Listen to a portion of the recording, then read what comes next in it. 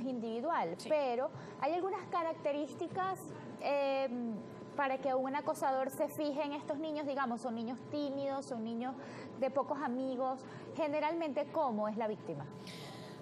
Bueno, voy a hacer referencia a las estadísticas que se publicaron aquí en Venezuela porque me llama la atención mucho. Ellos tuvieron el cuidado de también explorar cuáles habían sido las razones por las cuales las víctimas habían sido víctimas. ¿Okay? Y fíjate que no tenía nada que ver con el sexo, no tenía nada que ver, o sea, en menor medida tenía que ver con el color de piel o con la religión. Sí, el dato más importante o la variable más importante en todo esto fue la personalidad, fue la forma de ser de la persona. Entonces ahí ya esto que tú mencionas, pues pueden ser personas o niños que son más tímidos, que son menos hábiles socialmente, que por ejemplo no tienen estas capacidades para hacerse de grandes amigos o por ejemplo liderar un grupo, llamar, iniciar juegos, este tipo de cosas, ¿no? Que son más, ¿cómo decirlo? Más seguidores que líderes precisamente. Entonces, pueden estimarse como más vulnerables o más débiles, lo cual es falso, pero podría interpretarse de esa manera. Y bajo esas características, entonces, ser quienes se conviertan en diana de este abuso. ¿Cómo ayudar a mejorar la autoestima de nuestros hijos? ¿Cómo criar niños fuertes? O, bueno, sanos, pero en cuanto a salud mental. Sí, fíjate que hay un movimiento en Estados Unidos que yo sigo, que lo lidera Brooks Gibbs. Es bien interesante el trabajo que él está haciendo. Es una persona que obviamente pasó por esto. Ya ahorita en su carrera profesional se ha dedicado a llevar un mensaje muy interesante sobre el tratar al acosador como tú quisieras ser tratado. Entonces, él apoya la idea de que podamos simplemente educar a la persona que está siendo víctima en lo que llamaríamos comúnmente no hacerle caso, ignorarlo. Entonces él dice cosas, estrategias puntuales como te dicen tú eres tonto y el niño responde sí, tontísimo, tontísimo y lo deja pasar, ¿no?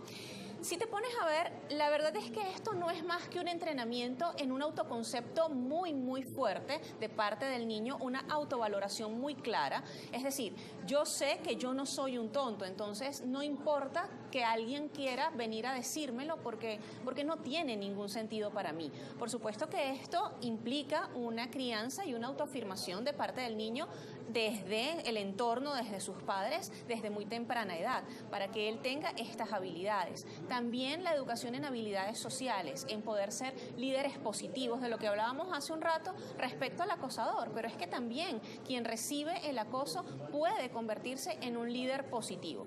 Y por supuesto que todo esto está relacionado tanto con el grupo familiar, el núcleo familiar, como con las acciones que realiza el colegio. Fíjate que, por ejemplo, la capacidad que tiene el colegio de formar en familia escolar. Las familias escolares, desde la psicología positiva, se habla de entornos escolares donde no se fomenta la competencia, donde se fomenta más bien el compañerismo, la ayuda. Yo terminé primero, bueno, entonces ahora ayuda a tu compañero. No es tanto alentar el quién termina primero, sino todo el grupo debe salir adelante junto. Y por supuesto que estos valores refuerzan aún más que estos digamos, vínculos positivos entre los jóvenes puedan darse con mayor facilidad. Y finalmente, en relación a la propia víctima, yo siento que además de las habilidades sociales, de un autoconcepto muy, muy fortalecido, incluso el que tengan la capacidad de aprender estrategias para defenderse, tanto verbales como físicas. Hay muchos casos, en las redes sociales hay muchísimos, sobre niños que han sido entrenados en defensa personal y cómo esto, sin ser una herramienta para lastimar al otro, se convierte en un factor de seguridad. Las artes marciales o cualquier área de defensa personal con la cual el niño sienta que tiene las herramientas para defenderse ante un ataque. Nos llega un comentario a través de las redes sociales y voy a compartirlo con usted. Gaby Fitness 07, buenos días. ¿De qué manera podemos instruir al niño para afrontar el bullying? ¿Es correcto aconsejarle que se defienda? Claro, aquí es importante entender cómo queremos que se defienda, porque sin duda tiene que defenderse. Pero ¿cuál es la forma de hacerlo? Por ejemplo, cuando estamos hablando de acoso verbal, cuando estamos hablando de insultos o de... Sí, principalmente a partir de estos comentarios, pues bueno, el niño necesita tener herramientas de comunicación asertiva. Una de las que acabo de mencionar, por ejemplo, ignorar el comentario o más bien referirse a sus propias características, entender cuáles son mis propias características y no engancharme en este duelo de poder que por supuesto el otro va a ganar porque tiene respaldo del grupo.